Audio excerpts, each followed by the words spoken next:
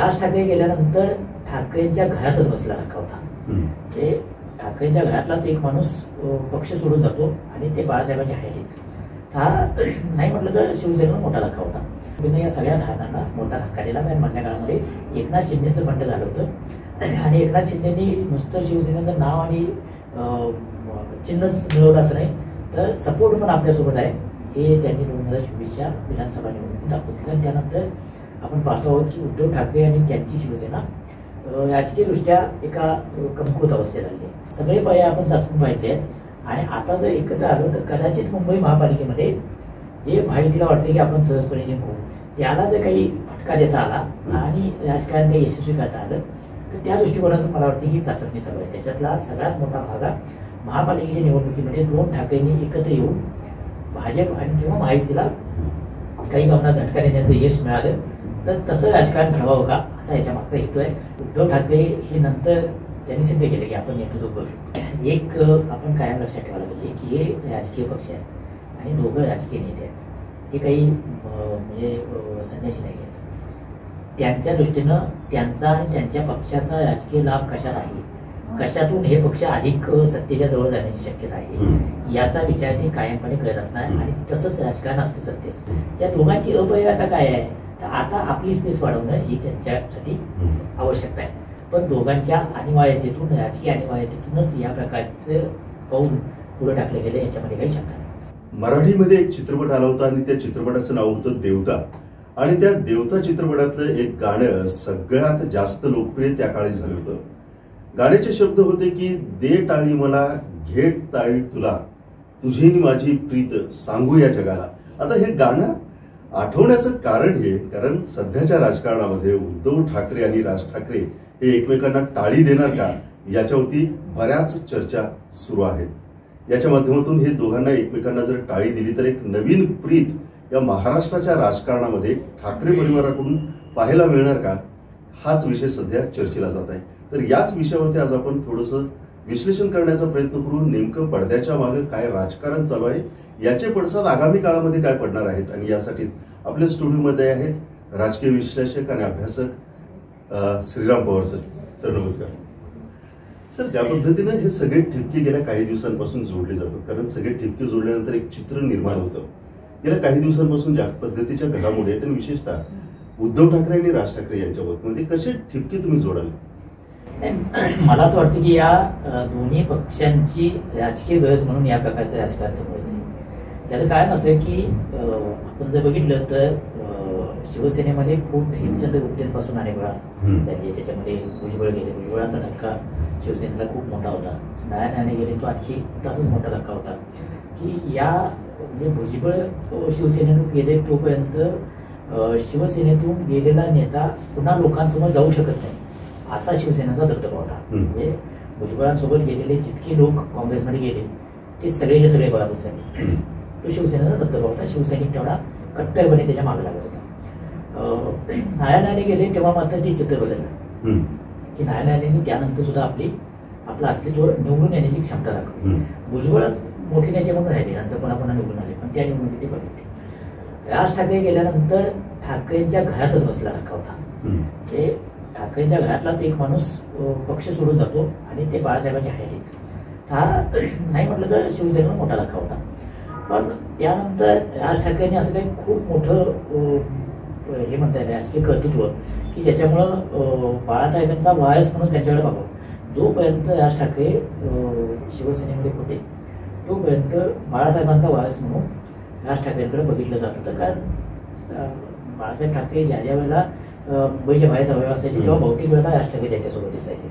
उद्धव ठाकरे फार त्याच्यासोबत दिसायचे आणि अशा वेळेला फेस म्हणून बाळासाहेबांसोबत खरं तर राज ठाकरेच होते. आणि ती बाहेर पडल्यानंतर शिवसेनेचं काय होणार किंवा उद्धव ठाकरेंचं काय होणार अशा प्रकारची परिस्थिती होती. पण आपण बघतो की 20 वर्षामध्ये उद्धव ठाकरे तुलनेत सावरले पण राज ठाकरेंचं राजकीयदृष्ट्या काही खूप मोठे यश त्यांना मिळालं. मधल्या काळामध्ये बऱ्याच गोष्टी होऊन गेल्या आहेत. म्हणजे उद्धव ठाकरे BJP सोबत होते, युती होती, मग युती तुटली, स्वतंत्र लढले, पुन्हा एकत्र आले, पुन्हा ती युती तुटली आणि एकत्र लढून युती तुटली आणि काँग्रेस, राष्ट्रवादी काँग्रेस आणि शिवसेना यांचं एक महाविकास आघाडीचं सरकार आलं. या सगळ्यामध्ये आपण पाहतो तर क्रमाक्रमानं उद्धव ठाकरेंची ताकद कमी होती आणि 2024च्या विधानसभा निवडणुकीत ती न्यूनतम पातळीवर आली. म्हणजे बाळासाहेब ठाकरे नंतर बाळासाहेब ठाकरे हयात असताना शिवसेनेला जितक्या जागा मिळत होत्या त्यापेक्षा अधिक जागा उद्धव ठाकरेंनी मिळवून दाखवल्या. आणि तेव्हा असं म्हटलं जात होतं की उद्धव ठाकरेंचं नेतृत्व बाळासाहेबांना इतकं आक्रमक दिसत नाही, पण त्यांना संघटना कशी चालवायची हे कळाले ते एक्सपर्ट करत आहेत. पण 2024च्या निवडणुकीने या सगळ्या धारणांना मोठा धक्का दिला. कारण मधल्या काळामध्ये एकनाथ शिंदेचं बंड झालं होतं आणि एकनाथ शिंदेनी नुसतं शिवसेनेचं नाव आणि चिन्हच मिळवलं असं नाही तर सपोर्ट पण आपल्यासोबत आहे हे त्यांनी 2024च्या विधानसभा निवडणुकीत दाखवलं. आणि त्यानंतर आपण पाहतो आहोत की उद्धव ठाकरे आणि त्यांची शिवसेना राजकीयदृष्ट्या एका कमकुवत अवस्थेत आली आहे. आणि त्याच वेळेला राज ठाकरेंनी पण मधल्या 20-19 वर्षाच्या काळामध्ये अनेक उलटे सुलटे प्रयोग केले, पण 2024च्या निवडणुकीत त्यांना भोपळा पण फोडता आला नाही. नुसता भोपळाच फोडता आला नाही असं नाही, त्यांचा चिरंजीव सुद्धा पराभूत झाला. आणि याच्यातून एक नकळत अशी गरज तयार झाली आहे की या ठाकरेंच्याच राजकारणाचं पुढं काय. कारण शिवसेना ऑफिशियल आता एकनाथ शिंदेसोबत गेली. तुम्ही त्यांना म्हणजे उद्धव ठाकरेंची शिवसेना त्यांचे नेते त्यांना गद्दार वगैरे वगैरे म्हणतात, पण वास्तव असं आहे की उद्धव ठाकरेंच्या शिवसेनेपेक्षा एकनाथ शिंदेच्या शिवसेनेला लोकांचा अधिक पाठिंबा आहे. हे आपल्याला 2024च्या निवडणुकीमध्ये दिसलं. त्यामुळे दोघांपुढेही आता एका अर्थानं अस्तित्वाचा संघर्ष आहे.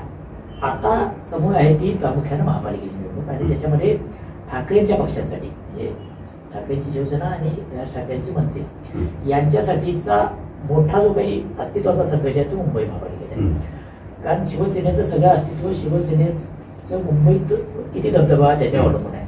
आणि अशा वेळेला सगळे पर्याय आपण चाचपून पाहिले आहेत आणि आता जर एकत्र आलो तर कदाचित मुंबई महापालिकेमध्ये जे माहितीला वाटते की आपण सहजपणे जिंकू त्याला जर काही फटका देता आला आणि राजकारण काही यशस्वी करता आलं तर त्या दृष्टिकोनातून मला वाटतं ही चाचपणी चालू आहे. त्याच्यातला सगळ्यात मोठा भाग हा महापालिकेच्या निवडणुकीमध्ये दोन ठाकरेंनी एकत्र येऊन भाजप आणि किंवा महायुतीला काही भावना झटका देण्याचं यश मिळालं तर तसं राजकारण घडवावं का असा याच्या मागचा हेतू आहे. बाकी एकमेकांविषयी चांगलं बोलणं वगैरे वगैरे हा सगळा राजकीय दाखवण्यासाठी पोझिशनिंग आहे, त्याच्या पलीकडे फार काय असं मला वाटतं. सर आपण नारायण राणेंचा उल्लेख केला त्याच पद्धतीनं छगन भुजबळांचा उल्लेख केला आणि त्या दोघांनी ज्या पद्धतीनं शिवसेना सोडली याचाही तुम्ही आपण उल्लेख केला. परंतु ज्यावेळेस महाबळेश्वरमध्ये शिवसेनेचं अधिवेशन होतं त्यावेळेस राज ठाकरेंनीच हा प्रस्ताव मांडलेला होता की उद्धव ठाकरे हे पक्षप्रमुख किंवा त्यावेळची जी जबाबदारी होती ती त्यांनी सांभाळली. पण नेमकं कुठाची माशी शिंकली या दोघांनाही वेगवेगळ्या वाटा शोधाव्या लागल्या. आहे की बाळासाहेब ठाकरेंच्या म्हणजे त्यांच्या वार्धक्याच्या काळामध्ये कुठल्या तरी टप्प्यावर त्यांना त्यांचा वारसा पण चालवणं हे ठरवण्याची आवश्यकता होती. तो लादला गेला असं म्हटलं जातं. हा म्हणजे आता त्यात काय आहे की उद्धव ठाकरे हे नंतर त्यांनी सिद्ध केले की आपण नेतृत्व करू शकतो. त्यात काही काहीच कारण नाही. कारण त्यांनी पक्ष इतका चालवला जो पक्ष चालेल की नाही बाळासाहेबांना काय होईल असं वाटत होतं तो चालवला. निवडणुका जिंकल्या, लोक सोडून गेले ते काही दम टाकले नाही, ते मैदानात उभे आहेत, हे सगळं निश्चितपणे मान्य करण्यासारखं आहे. पण ज्या वेळेला उद्धव ठाकरे बाळासाहेबांचे वारसदार असतील असं ठरलं किंवा ते बाहेर सांगितले गेले त्यावेळेला काही लोकांना असं वाटत नव्हतं की उद्धव ठाकरे हे बाळासाहेबांचा वारसा चालू शकते. हे वास्तव आहे. त्यावेळेस तुम्ही वर्तमानपत्र काढून बघा, त्यावेळेस चर्चा काढून बघा, त्यांना किती जमेल असं वाटत होतं. आणि तेव्हा राज ठाकरेंचं नेतृत्व हे अधिक आक्रमक असं मानलं जात होतं. आणि मग राज ठाकरे असोत किंवा नारायण राणे असोत या सगळ्यांना काही उद्धव ठाकरे ही चॉईस मान्य होती अशातला भाग नाही. आणि असं म्हटलं जाते खरं की होतं मला माहीत नाही. त्यावेळेला उद्धव ठाकरेंनी असं सांगितलं होतं की स्टेजवर कोणतं एक बसेल, स्टेज दोघं जण चालू शकत नाही. आणि मुद्दा असा आहे की राज ठाकरे आणि उद्धव ठाकरे दोघं एकाच वेळेला शिवसेना नाही चालू शकत. कारण कुणाच्या तरी एकाच्या मुळात शिवसेना या संघटनेचं स्वरूपच असं आहे की ती एका नेत्याच्या आदेशानुसार चालणारी संघटना. ती काही कन्सेन्सस करून चर्चा करून आणि मग त्या चर्चेतून काही समोर येईल आणि मग तो सगळ्यांनी म्हणून अजेंडा घेऊन जावा अशा प्रकारची शिवसेनेची बांधणी नाही. शिवसेनेच्या स्थापनेपासून बाळासाहेब ठाकरेंना जे वाटलं, शिवसेना प्रमुखांना जे वाटलं तेच धोरण मी म्हणेल ते धोरण मी बांधेलचे धोरण या प्रकारचं बाळासाहेबांचं राजकारण त्यांनी ते यशस्वी करून टाकलं. त्याच्याकडे ती धमक होती. त्यांनी ज्या काही भूमिका घेतल्या त्या लोकांना आणि विशेषतः शिवसेनेच्या समर्थकांना पटवून देण्याची ताकद त्यांच्यामध्ये होती. प्रश्न असा आहे की त्यानंतरच्या काळामध्ये ही धडाडी कोण दाखवणार? आणि मग सगळ्यांना उद्धव ठाकरे ते दाखवतील असं वाटत होतं का? तर निदान त्यांना नेता म्हणून जाहीर केलं तेव्हा सगळ्यांना वाटत नव्हतं. हे वास्तव आहे. आणि मग राज ठाकरे आणि उद्धव ठाकरे यांच्यामधला तो दुरावा स्पष्टपणे सुरू झाला. आणि मग जेव्हा बाहेर पडली तेव्हा विठ्ठल मान्य साहेब पण बडव्याने घ्यायला नाही वगैरे ते बोलले. आणि त्यांच्यात नंतर हे सगळं फाटत गेलं. काय असते की राजकारणामध्ये स्पर्धा असते आणि स्पर्धेतून वाटा वेगवेगळ्या होतात. अनेक पक्षांमध्ये झाले, ते काँग्रेसमध्ये झाले, वेगवेगळ्या पक्षांमध्ये झाले. तर ते नवं काही नाही आहे. मुद्दा असा आहे की जेव्हा घरातच अशा प्रकारची फूट पडते तुकडे होतात तेव्हा त्यातून येणारा जो बिटरनेस असतो, त्यातून येणारा जो काय म्हणता येईल की विश्वास असतो, तो थोडा लोकांचा असतो. आणि तो ठाकरेंच्या बाबतीत पण झाला असं आपल्याला दिसते.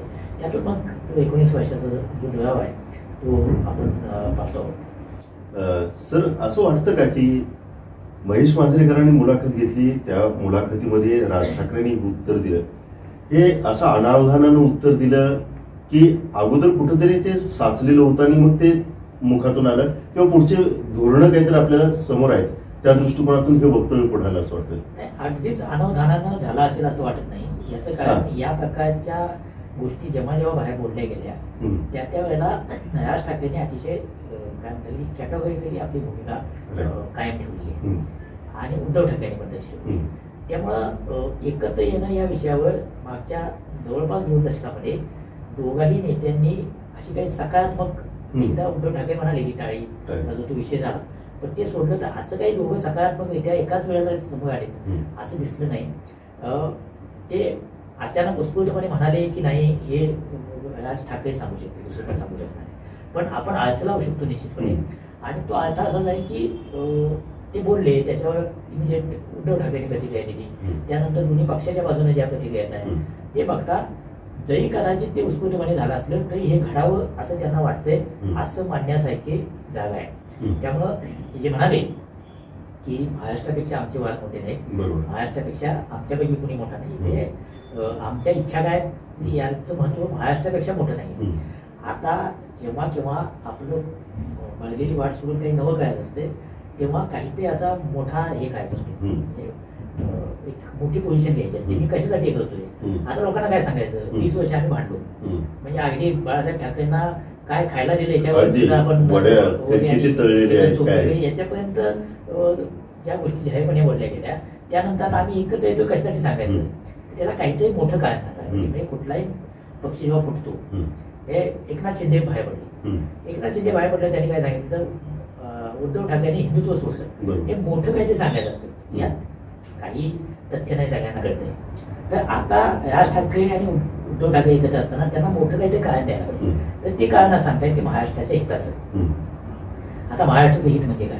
महाराष्ट्राचं हित म्हणजे उद्धव ठाकरेंच्या मतानुसार महाराष्ट्राचं हित काय, राज ठाकरेंच्या मतानुसार महाराष्ट्राचं हित काय, आणि ते असं काय साधत नाही आत्ताच्या बाकीच्या सगळ्या पक्षांकडून, याची आता त्यांना मान्य करायला लागली. पण त्यांनी एक ग्रँड स्टँड घेतलाय, एक मोठा हे घेतलाय की महाराष्ट्राच्या हिताच्या विरोधात काहीतरी चाललंय, आणि म्हणून महाराष्ट्राचं हित जर सांभाळायचं असेल, मराठी माणसाचं हित सांभाळायचं असेल तर आमच्यातले मतभेद किरकोळ आहेत, ते आम्ही बाजूला टाकायला तयार आहोत. अशा प्रकारची भूमिका त्यांनी त्या पॉडकास्टमध्ये घेतली. आणि त्याला इमिजिएट उद्धव ठाकरेंनी पण तसाच सकारात्मक प्रतिसाद घेतला. एक अट त्यांनी ती जी घातली, त्याच्यावर आता खूप चर्चा चालू आहे, पण ती स्वतः प्रतिसाद दोघांकडूनही दिसतो. सर, आपण उल्लेख केला की एक मोठं चित्र निर्माण करायचं असतं की महाराष्ट्राचं आम्हाला हित काहीतरी करायचं आहे, त्यासाठी आम्हाला एकत्रित येणं गरजेचं आहे.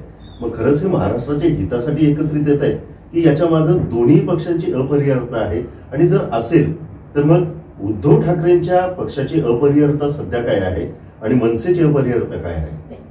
एक आपण कायम लक्षात ठेवायला पाहिजे की हे राजकीय पक्ष आहेत आणि दोघं राजकीय नेते आहेत, ते काही म्हणजे संन्यासी नाही आहेत.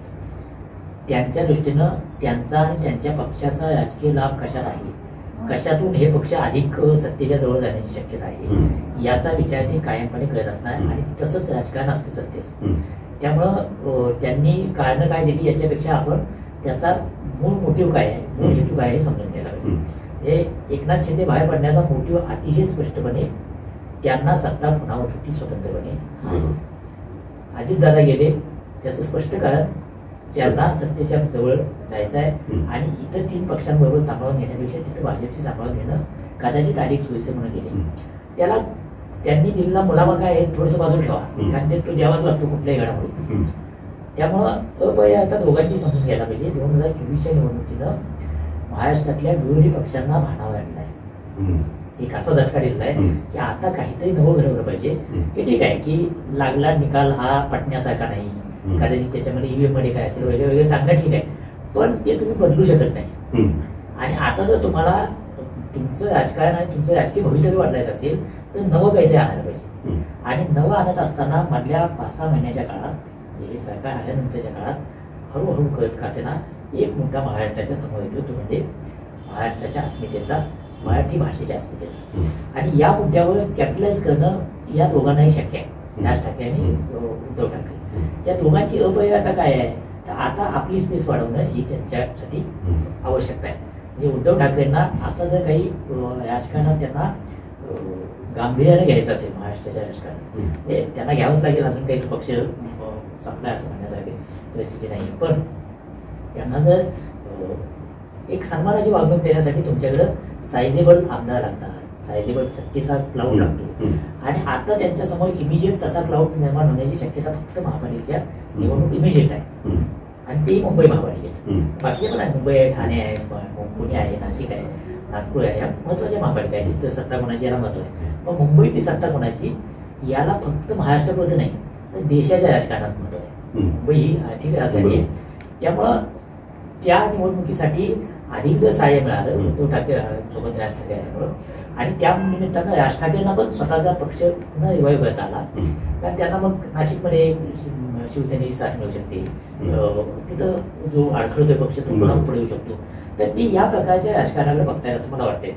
आता ऑलरेडी महाविकास आघाडीमध्ये उद्धव ठाकरे आहेत, या दोघा भावांचं जर एकत्र यायचं ठरलं तर राज ठाकरेंना स्वीकारायचं का, हा पुन्हा महाविकास आघाडीचा मोठा प्रश्न असेल. यात ज्या प्रकारच्या प्रतिक्रिया राष्ट्रवादी काँग्रेसमधून, विशेषतः सुप्रियाताईंनी ज्या प्रकारची प्रतिक्रिया दिली ते बघता राष्ट्रवादी काँग्रेसला काही फार अडचण असेल असं दिसत नाही, पण काँग्रेस ते कितपत कशा प्रकारे स्वीकारणार, म्हणजे हे प्रश्न आहेत. दोघांनी इच्छा जाहीर करणं ही त्याची सुरुवात आहे. आता महाराष्ट्राचं हित म्हणजे काय हे समोर येऊन सांगावं लागेल. पुन्हा या सगळ्या पक्षांनी एकत्र लढायचं का महापालिकेत पुन्हा वेगळं लढायचं, आणि मग महापालिकेपुरती मनसे आणि शिवसेना एकत्र येणार, या सगळ्या पुढच्या शक्यतांचा खेळ आहे. आता फक्त काय म्हणता येईल की नुसती इच्छा जाहीर केली आहे, तिथून पुढं खूप जायचं आहे, त्याच्यामध्ये अनेक पर्यंत येतील, पण दोघांच्या अनिवार्यतेतून, राजकीय अनिवार्यतेतूनच या प्रकारचं पाऊल पुढे टाकले गेले, याच्यामध्ये काही शंका नाही. सर, विधानसभेच्या निवडणुकीमध्ये सुद्धा मनसेला ज्या पद्धतीची मतांची टक्केवारी मिळाली, तर मनसेच्या पक्षाची मान्यताच का रद्द करू नये इथपर्यंत हे प्रकरण गेलं. त्याच्यामुळे राज ठाकरेंना सुद्धा कुठेतरी असं जाणवायला लागलं की आता आपल्याला जर पुढं म्हणजे या सगळ्या गोष्टी जर टिकून राहायचं असेल तर आपल्याला सुद्धा काहीतरी पावलं घ्यावी लागतील. नाही, त्यात काही वादच नाही. यांनी म्हणणं तसंही अनिवार्यता तर आहेच, आणि मनसेसमोर तर मोठंच अस्तित्वाचं संकट आहे. कारण राज ठाकरेंच्या सभांना गर्दी होणं, त्यांच्या प्रत्येक विधानाला मोठ्या प्रमाणावर मीडियात पब्लिसिटी करणं हे काय चालू आहे. कारण त्यांच्या व्यक्तिगत तो काही जो काही हवा आहे त्याच्या होती आहे तो आहे, तो काही जाणार नाही, कारण तो वर पेड तयार झाला आहे. पण राजकीय यश हे शेवटी त्या नेत्याचं स्थान ठरवत असतं राजकारणामध्ये, आणि ते स्थान अधोरेखित करण्यामध्ये अजून ते राज ठाकरेंना यश आले. एकदा काही त्यांचे 17 नगरसेवक आमदार आले, आता तो एक पीक पॉईंट सोडला. तर त्यानंतर असं काही नाही की त्यांना राज्याच्या राजकारणामध्ये म्हणजे सत्तेच्या राजकारणात तसं त्यांनी एखादं विधान केलं तर त्यांना गांभीर्याने घ्यावंच लागेल, इतकी त्यांची ताकद नक्की आहे. पण सत्तेच्या बेरीज वजाबाकीमध्ये त्यांना जमेलं राहावं असं स्थान काही त्यांना मिळालेलं नाही. त्यांची एक आणखी एक प्रयत्न म्हणून जर ते बघत असतील तर राजकीय पक्ष म्हणून त्यात काही चुकीचं नाही, त्या दृष्टिकोनातून त्याच्याकडे बघता येईल.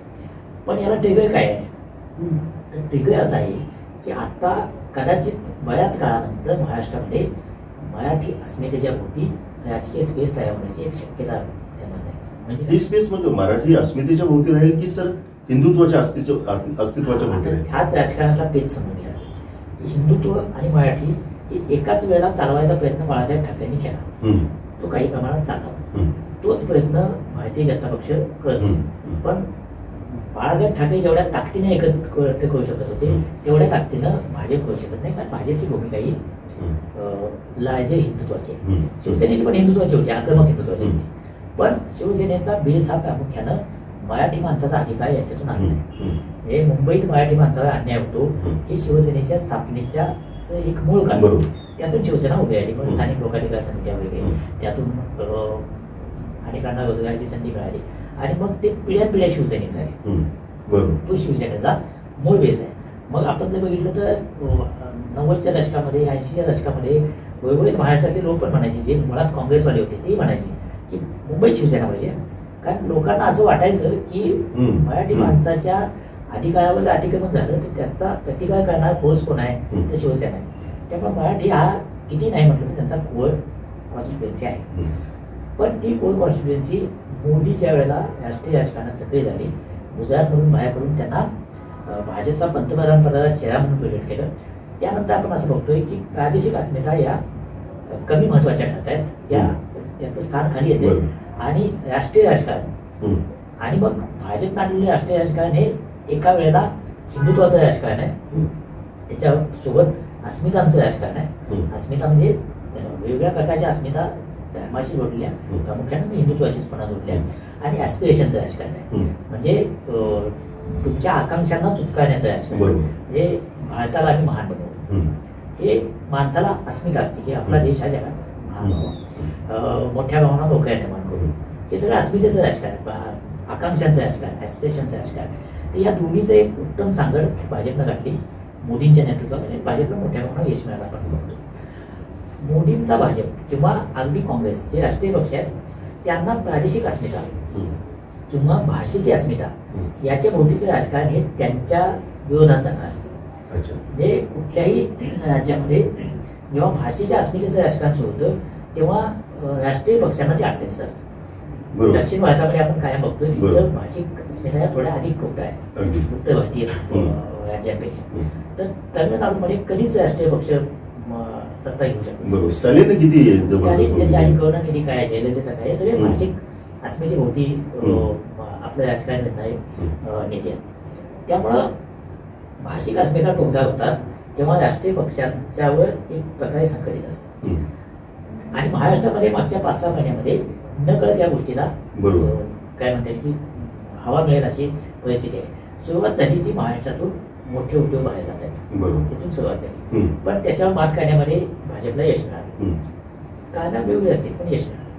पण आता अलीकडच्या काळामध्ये मराठीची गळचिपी, मराठी आणि गुजराती वाद, मराठी आणि हिंदी वाद, मग हिंदी पहिलीपासून सक्ती करण्याचा मुद्दा, त्रिभाषा सूत्र आणि त्याच्यातून मग एक जे मुळात कळत न कळत सगळ्या महानगरांमध्ये हा ताण आहे की परप्रांतातून आलेले लोक, त्यांची वर्तणूक आणि स्थानिक लोक यांच्यामधला एक छुपा न कळत संघर्ष कायमच आहे.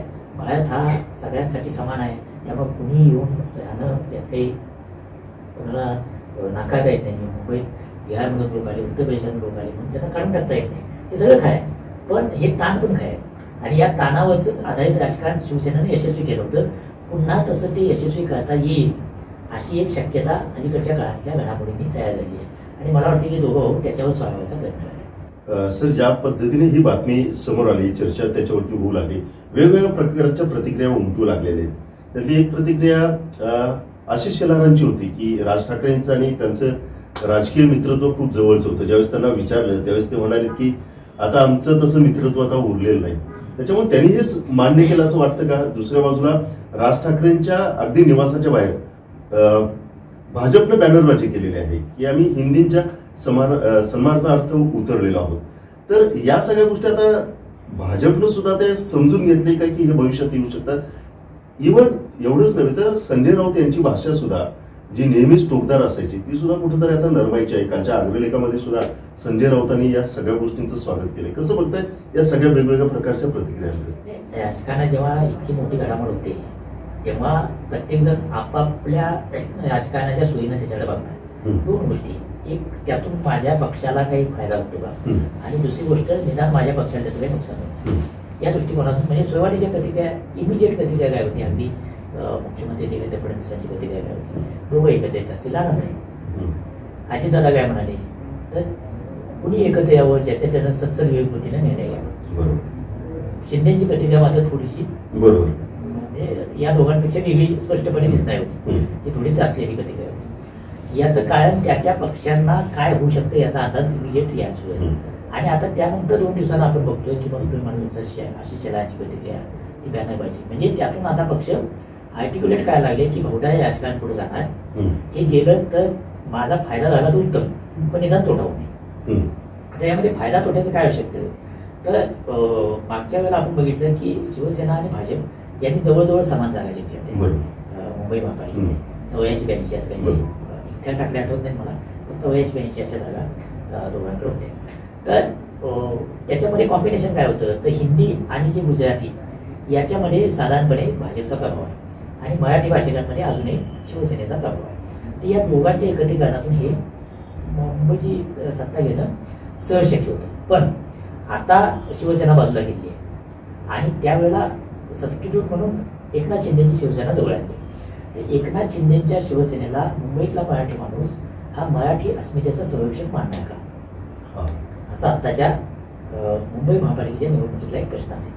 याचं कारण असं की ते आता भाजपसोबत आहेत आणि भाजप आत्ता मागच्या 2 दिवसात टोन डाऊन झालेला आहे की हिंदी काय आम्ही सक्ती करणार नाही, अन्य कुठली भाषा निवडू शकता. आजचं स्टेटमेंट आहे की आम्ही हिंदी म्हणालो एवढ्यासाठी की हिंदीचे शिक्षक आहेत, बाकीच्या भाषांचे शिक्षक कुठे आहेत. म्हणजे जे आक्रमकपणे सांगत होते की हिंदी संपर्क भाषा आहे देशाची, आता सगळ्यांना माहिती आहे की यातला फोलपणा. हिंदी संपर्क भाषा देशाची म्हणजे कुठल्या देशाची, उत्तर भारतातली काही राज्य सोडली तर हिंदी चालते का, दक्षिण भारतात हिंदी चालत नाही. मराठी स्वतंत्र भाषा आहे, गुजरातमध्ये हिंदी चालत नाही, बंगालमध्ये हिंदी चालत नाही, पंजाबमध्ये हिंदी चालत नाही, सगळ्या नॉर्थईस्टमध्ये हिंदी चालत नाही. इव्हन काश्मीरमध्ये सुद्धा ते एकमेकांमध्ये बोलताना त्यांच्या कुसूर भाषेत बोलतात. म्हणजे हिंदी चालते हिंदी पट्ट्यात.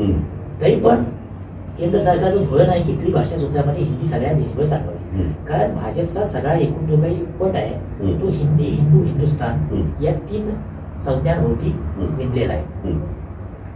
त्यामुळं त्यातला हिंदी हा एक घटक आहेच, तो अंगावर आला की ते थोडेसे बाजूला जातात. आता ते महाराष्ट्रात राज ठाकरे बोलल्यानंतरच्या 2 दिवसामध्ये आपण बघतो की त्याच्यावरचा टोन डाऊन व्हायला लागला. त्यामुळे ते आता या घडामोडींकडे वेगळ्या पद्धतीने बघतायत.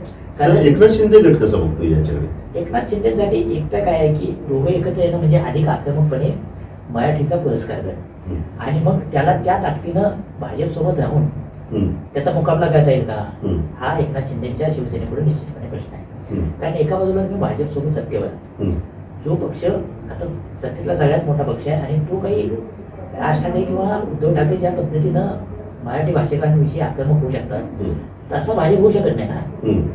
किती पद्धत होऊ शकत नाही, तो राष्ट्रीय पक्ष आहे. तो म्हणजे राज ठाकरेचा पक्ष सहजपणे खळखट्याची भाषा होऊ शकतो परप्रांतीयांच्या वेळी. भाजपला शक्य आहे का ते, नाही शक्य. आणि भाजपसोबत सत्तेत असताना एकनाथ शिंदेना त्याचा प्रतिकार करणे किती शक्य आहे, त्याची शक्यता कमी. बघा सर, ज्यावेळेस अमित ठाकरेंचं विधान परिषदेसाठी विधानसभेसाठी होतं त्यावेळेस सदा सरवणकरांच्यासाठी नाही राज ठाकरेंनी अनेकदा मनधरणी करण्याचा प्रयत्न केला होता.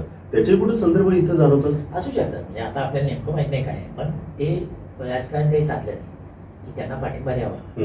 कारण त्या निवडणुकीमध्ये राज ठाकरेंची भूमिका ही बायंड महायुतीला मदत करण्याची, महाविकास आघाडीच्या विरोधातली आणि त्या पार्श्वभूमीवर त्यांच्या मुलाची तरी सीट सिक्युअर करावी अशी जर त्यांची इच्छा असेल तर ती त्यांच्या राजकारणाच्या दृष्टीने काही फार वावगी होती असं म्हणता येणार नाही. पण ते घडलं नाही. कारण काय असू शकतात, म्हणजे भाजपच्या बाजूने किंवा एकूणच महायुतीच्या बाजूने एकनाथ शिंदेच्या बाजूने कारण काय असू शकतात, पण ते घडलं नाही. आणि आपल्या मुलाचा पराभव झाला की म्हणजे राज ठाकरे हे शिवसेनेला एक पॅरल पक्ष म्हणून उभं राहायचा प्रयत्न सुरुवातीपासून करत आहे आणि अशा पक्षाला स्वतःच्या त्यांच्या मुलालाही विजय करता आला नाही. आज तर असणारच आहे ना, कुणाच्याही मनाला असेल. त्यामुळं तो एक धागा तुम्ही म्हणता असा असू शकतो. सर एकंदरीत पुढचं चित्र काय असेल, येत्या आठवड्यात काय होऊ शकेल अंदाज? मला वाटतं की आपला जो उद्धव ठाकरेंनी बोललेला भाग आहे की तुम्हाला एकत्र यायचं असेल तर इतरांच्या बरोबर जेवणं करणं बंद करावं लागेल. म्हणजे स्वाभाविक आहे, त्याच्या आधीच एकनाथ शिंदे स्नेह ओळखला गेले होते किंवा इतरांच्या बरोबरच्या चर्चा बंद कराव्या लागतील. म्हणजे भाजपसोबत तुम्हाला थोडक्यात भाजपसोबत तुम्हाला आता संबंध ठेवता येणार नाही. तुम्हाला आमच्या बरोबर या किंवा एका शिवसेनेनं एक काय म्हणतात की लक्ष्मण रेषा आखलेली आहे. हेडलाईन काय आहे तर भाजपसोबत तुम्हाला जाता येणार नाही. आत्ताच्या घडीची हेडलाईन आहे, उद्या काय होईल माहिती नाही. कारण महाराष्ट्राचं राजकारण इतकं गवाही आहे की उद्या यात आणखी काही नवीन कॉम्बिनेशन आलं तर माहित नाही. आपण आज काय घडलं याचं विश्लेषण करू शकतो. आणि आज जे घडले इमिजिएट जे दिसते त्याच्यामध्ये उद्धव ठाकरेंना असा ॲश्युरन्स हवा आहे की मनसे भाजपसोबत संबंध ठेवणार नाही, प्रत्यक्ष व प्रत्यक्ष, आणि जाहीरपणे दोघं मिळून आपण भाजपचा प्रतिकार करू, अशा प्रकारची पोझिशन ते घेऊ इच्छित आहे. आता राज ठाकरेंना जर खरंच हे हवं असेल आणि त्यातून म्हणजे माझा जो आकलन आहे त्यानुसार पुन्हा एकदा मुंबई पट्ट्यात आणि महाराष्ट्रात सुद्धा मराठी अस्मितेभोवतीच्या राजकारणाचा एक स्पेस तयार होतोय आणि जो व्यापण्याची शक्यता ही सर्वाधिक शिवसेना उद्धव ठाकरेंची आणि मनसे यांनाच आहे. आणि तोच जर धागा या दोघांच्या मध्ये असेल तर हे राजकारण पुढे जाईल. तर एकंदरीतच राज ठाकरे आणि उद्धव ठाकरे हे एकत्रित येणार का? महाराष्ट्राचा हा सारीपट बुद्धिबळाप्रमाणे मांडला गेलेला आहे. एक एक मोहरा पुढे केला जातो, त्याच्या मागच्या अनेक चाले आहेत. तर हे काय अचानक घडलं का? तर याच्यावरती अनेक तर्कवितर्क होऊ शकतात. कारण काही दिवसापूर्वी संदीप देशपांडे यांनी सुद्धा आशिष शेलारांचा उल्लेख झोलर शेलार म्हणून केला होता. त्याच्या मागे काही राजकारण होतं का? अमित ठाकरेंच्या बाबतीमध्ये असणारी जी काही प्रक्रिया चालू होती त्याच्यामध्ये सुद्धा कधी सल आहे का हे सुद्धा सरांनी सांगितलं. पण सर म्हणाले की राजकारणाचा विषय हा आजच्या घडीला काय आहे हे पाहणं खूप महत्वाचं आहे. उद्या काय घडतील हे आपल्याला सांगता येत नाही, परंतु आजच्या तारखेला तरी महाराष्ट्राच्या जनतेला असं वाटतं की उद्धव ठाकरे आणि राज ठाकरे यांनी महाराष्ट्राच्या हितासाठी एकत्रित यावं. आता खरंच ते महाराष्ट्राचं हित आहे का या दोघांची अपरिहार्यता आहे हे पाहावं लागेल. परंतु या दोघांच्या घडामोडी चालू असताना काँग्रेस सुद्धा एका तटस्थ भूमिकेतून बघत आहे. कारण काँग्रेसचं सुद्धा अस्तित्व महाराष्ट्रामध्ये पणाला लागणार आहे. आणि त्याचबरोबर भाजपला या सगळ्या प्रकरणामध्ये आपण नेमकी काय भूमिका घ्यावी आणि कशा पद्धतीनं राज ठाकरेंना चुचकारावं याचे सुद्धा कदाचित त्यांच्या मनामध्ये काही ठोकताळे चालू असतात. परंतु या सगळ्यांची उत्तरं किमान आजच्या घडीला न मिळता उद्या काय घडतात याच्यावरती अवलंबून असणार आहे. तर तुर्तास आपण इथंच थांबतोय. आपण पाहत राहा टीव्ही नेक्स्ट मराठी. सर पुन्हा एकदा आपण या ठिकाणी त्यावरती आपल्या मनापासून